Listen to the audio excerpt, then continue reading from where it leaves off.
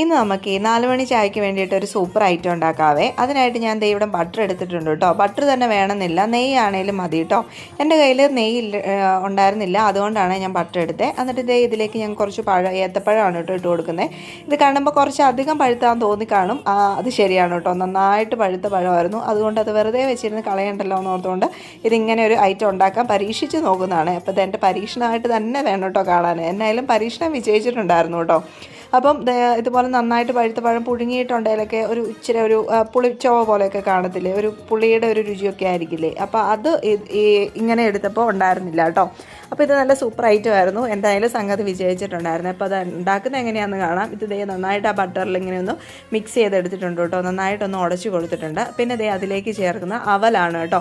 ഈ അവൽ എന്താ ഇങ്ങനെ ഇരിക്കുന്നതെന്നല്ലേ, ഞാൻ ജസ്റ്റ് ഇച്ചിരി വെള്ളം ഒഴിച്ചിട്ട് ഒന്ന് കുതിർക്കാൻ വെച്ചിട്ടുണ്ടായിരുന്നേ.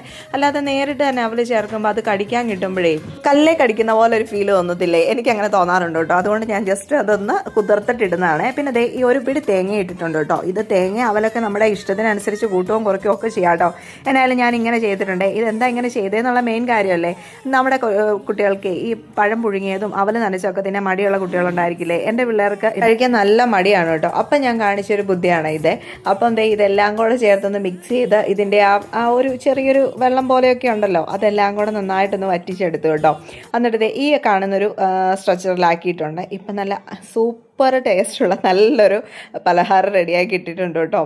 ഇത് ഇങ്ങനെ എടുത്തിട്ടുണ്ടെങ്കിൽ നല്ല രുചിയാണ്. ബട്ടറിൻ്റെ ഉള്ളിൽ ആ പഴമൊക്കെ കിടന്നിട്ടേ നല്ല സൂപ്പർ രുചിയാണ്. ഞാൻ പോലും വിചാരിച്ചില്ല. എന്നായാലും പഴം വെറുതെ കളയണ്ടല്ലോ എന്ന് ഓർത്തുകൊണ്ട് ഞാൻ ഇങ്ങനെ ഒരു പരീക്ഷണം നടത്തി നോക്കിയതാണ്. എന്നായാലും വിജയിച്ചിട്ടുണ്ട് കേട്ടോ.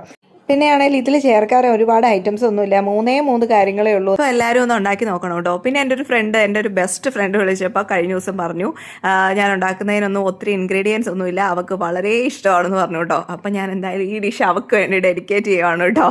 അപ്പോൾ ഈ റെസിപ്പി ഇഷ്ടപ്പെട്ടിട്ടുണ്ടെങ്കിൽ ഷെയർ ചെയ്യുകയും സബ്സ്ക്രൈബ് ചെയ്യുകയും ലൈക്ക് ചെയ്യുകയും കമൻറ്റ് ചെയ്യുകയും ഒക്കെ ചെയ്യണേ. താങ്ക്